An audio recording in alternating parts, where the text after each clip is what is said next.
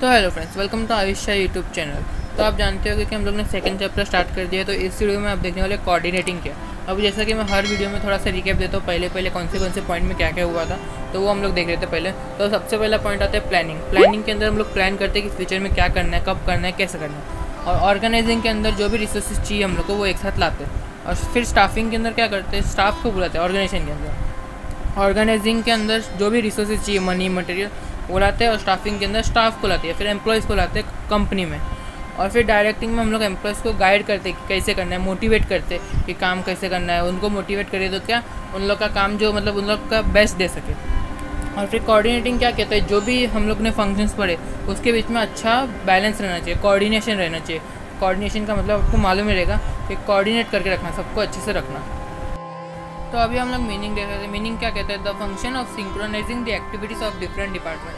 मतलब जो भी एक्टिविटीज़ हो रही है अलग अलग डिपार्टमेंट के अंदर, जो भी काम हो रहे हैं उसके बीच में सिंक्रोनाइज रखना।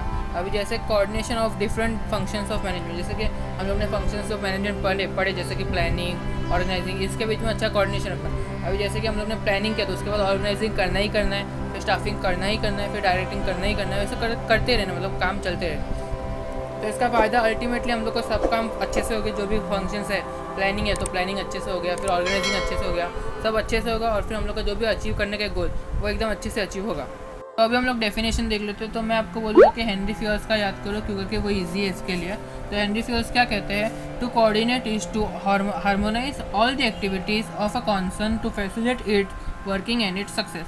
इसका मतलब यही होता है कि जो भी एक्टिविटीज़ हो रही है बिजनेस के अंदर उसको एक साथ सिंक्रोनाइज करना या फिर कोऑर्डिनेट करके रखना।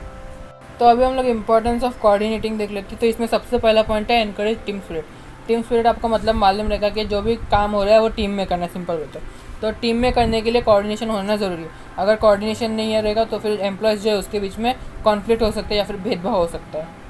तो अभी सेकंड पॉइंट है गिव्स प्रॉपर डायरेक्शन। इसका मतलब ये होता है जो भी एम्प्लॉयज़ रहते हैं अलग अलग डिपार्टमेंट के रहते हैं और सबका जो गोल रहता है वो एक ही रहता है। जैसे कि कोई ऑर्गेनाइजेशन का गोल है प्रॉफिट मैक्सिमाइजेशन, मतलब प्रॉफिट इंक्रीज़ करना, सिंपल। तो फिर सबका जो डिपार्टमेंट रहेगा उसके अंदर जो भी डिपार्टमेंट रहेगा सबका गोल एक ही रहेगा कि प्रॉफिट इंक्रीज़ करना कैसे भी करके।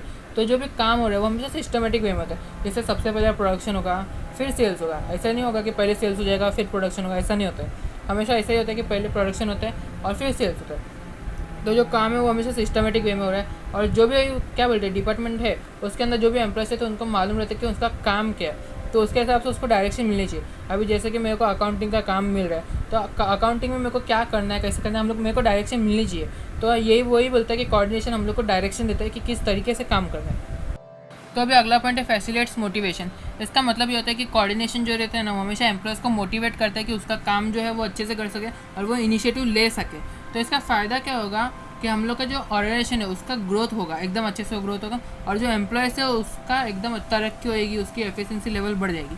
तो उसको मोटिवेट कैसे करें हम लोग, मॉनिटरी टर्म में कर सकते हैं, मतलब उसको पैसे दे के हम लोग मोटिवेट कर सकते हैं या फिर उसको कुछ सहायता दे के भी मोटिवेट कर सकते हैं। तो क्या उसको जॉब सिक्योरिटी भी रहेंगे और उसको मोटिवेशन मिला तो वो उसका अच्छा काम भी कर सकता है। तो अभी अगला पॉइंट है ऑप्टिमम यूटिलाइजेशन ऑफ रिसोर्सेज। अभी आपको ये पॉइंट मालूम रहेगा, हम लोग ने बहुत बार पढ़ चुका है। ऑलमोस्ट हर एक पॉइंट में ये पॉइंट है ही कि ऑप्टिमम यूटिलाइजेशन ऑफ रिसोर्सेज। तो मैनेजर जो रहता है वो हमेशा ट्राई करता है कि जो भी रिसोर्सेज है वो एकदम अच्छे से यूज़ हो और सिस्टमेटिक वे में यूज़ हो। तो क्या उसका जो यूटिलाइजेशन हो वो एकदम ऑप्टिमम, मतलब ज़्यादा से ज़्यादा जितना हो सकता है उतना ज़्यादा यूज़ करना।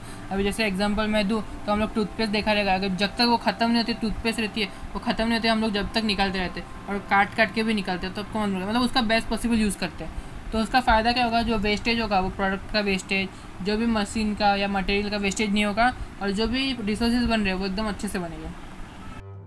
तो अभी अगला पॉइंट है वो है अचीव ऑर्गेनाइजेशनल ऑब्जेक्टिव। अभी जो कोऑर्डिनेशन रहता है ना वो हमेशा फोकस करता है कि जो वेस्टेज ऑफ रिसोर्सेज है वो ना हो, कम से कम हो, जितना हो सके उतना कम हो। और जो टाइम दिया गया है हम लोग को, जैसे कि एक साल में हम लोग को ऑब्जेक्टिव अचीव करना है तो उसी दौरान वो ऑब्जेक्टिव अचीव हो सके। तो कोऑर्डिनेशन इसका सबका ध्यान रखता है। मतलब तो क्या हम लोग का जो ऑब्जेक्टिव है जल्दी से जल्दी अचीव भी होगा। मतलब जो कोऑर्डिनेशन है वो इनडायरेक्टली हम लोग को हेल्प करता है जो भी ऑब्जेक्टिव है उसको अचीव करने में। तो अभी जो अगला पॉइंट है वो है इम्प्रूव रिलेशन। इसका मतलब तो आपको मालूम रहेगा कि हर एक लेवल ऑफ मैनेजमेंट, हर एक एम्प्लॉय, सबके बीच में अच्छा रिलेशन रखना। तो हर एक डिपार्टमेंट का अलग अलग ऑब्जेक्टिव रहता है और एक डिपार्टमेंट दूसरे डिपार्टमेंट के बिना अधूरा है। जैसे कि अभी प्रोडक्शन डिपार्टमेंट है, प्रोडक्शन हो गया तो सेल्स कौन करेगा, सेल्स के लिए सेल्स डिपार्टमेंट। अभी सेल्स डिपार्टमेंट नहीं है सपोज करो तो प्रोडक्शन करके फ़ायदा कुछ भी नहीं है। अगर सेल्स डिपार्टमेंट है और प्रोडक्शन ही कुछ नहीं हो रहा है तो फ़ायदा ही नहीं कुछ। मतलब जो भी डिपार्टमेंट है वो एक दूसरे के ऊपर निर्भर है। तो कोऑर्डिनेशन यही हेल्प करता है कि जो भी एम्प्लॉयज़ उसको बताए कि काम क्या करना है, तो हम लोग को ये इनडायरेक्टली हम लोग को हेल्प करता है कि ऑर्गेनाइजेशन का जो भी गोल है वो अचीव हो सके। तो अभी अगला पॉइंट है लीड्स टू हायर एफिशिएंसी। अभी हम लोग ने बेस्ट यूज़ कर लिया रिसोर्सेज का, उसका अच्छा इंटीग्रेशन भी कर लिया, तो क्या हम लोग को ये इनडायरेक्टली फ़ायदा क्या देगा, अच्छा रिटर्न देगा। अभी जैसे कि अच्छा रिटर्न बोले तो अच्छी प्रोडक्टिविटी मिलेगी, अच्छी प्रॉफिटेबिलिटी मिलेगी, और जो भी कॉस्ट है बनाने का, प्रोडक्शन कॉस्ट है, वो भी कम हो जाएगा। तो ये जो कोऑर्डिनेशन है वो हम लोग को हायर एफिशिएंसी के लिए मदद करता है। तो अभी अगला पॉइंट क्या कहते हैं, इम्प्रूव ग्रोथ। अगर कोई प्रोडक्ट है वो अच्छा है और सस्ते में बिक रहा है तो उसका सेल्स बहुत ज़्यादा होगा, और जो कंपनी है उसका प्रॉफिटेबिलिटी ज़्यादा होगा। अगर कोई प्रोडक्ट सस्ते में बन रहा है तो सस्ते में बेचेगा, लेकिन प्रॉफिट के साथ बेचेगा, तो हायर सेल्स भी होगा, हायर प्रॉफिटेबिलिटी होगा। तो वो इनडायरेक्टली गुडविल क्रिएट करेगा मार्केट के अंदर। अगर मार्केट के अंदर अच्छा नाम हो गया तो वो प्रोडक्ट लोग खरीदेंगे। क्यों? क्योंकि उसका नाम है, ब्रांड वैल्यू। मतलब ब्रांड वैल्यू आपको मालूम रहेगा क्या होता है। अगर उस कभी कोई कंपनी है, जैसे कि अब मैं एग्जांपल दूँ, अगर मैं नूडल बोलूँ तो मैगी नाम आता है, पहले नाम मैगी आता है, ऑब्वियसली बात है। तो मैगी नाम क्यों आता है? क्योंकि उसकी नाम है, पहचान है, इसके लिए मैगी नाम आता है। तो इसी तरह से आप कोई भी कंपनी ले लो, अभी नूडल में मैगी ले लो या फिर मिनरल वाटर में बिस्लरी ले लो, तो कोई भी ले लो, अगर एक नाम आता है तो उसका नाम है, पहचान है, मतलब क्या बोलते हो, उसके ब्रांड वैल्यू, इसके लिए उसका नाम आ रहा है। इसके लिए हम लोग को जो कंपनी है उसका ब्रांड वैल्यू बनाना ज़रूरी है। तो अगर कोऑर्डिनेशन अच्छा है तो जो कंपनी का गुडविल है वो अच्छा होगा। तो अभी अगला पॉइंट है यूनिटी ऑफ डायरेक्शन। अभी जो अलग अलग डिपार्टमेंट रहते हैं वो अलग अलग काम करते हैं, एक्टिविटीज़ करते हैं। तो जो कोऑर्डिनेशन है ना वो हमेशा सिंक्रोनाइज करता है सब एक्टिविटीज़ को, ताकि हम लोग का जो गोल है वो कॉमन गोल है वो अचीव हो सके। कॉमन गोल मतलब बोले तो जो ऑर्गेनाइजेशन का जो एम है वो अचीव हो सके। तो जो कोऑर्डिनेशन है ना वो हमेशा डायरेक्शन देता है सब डिपार्टमेंट को कि इस तरीके से काम करना है, तो क्या हम लोग का जो एम है वो अचीव हो सके।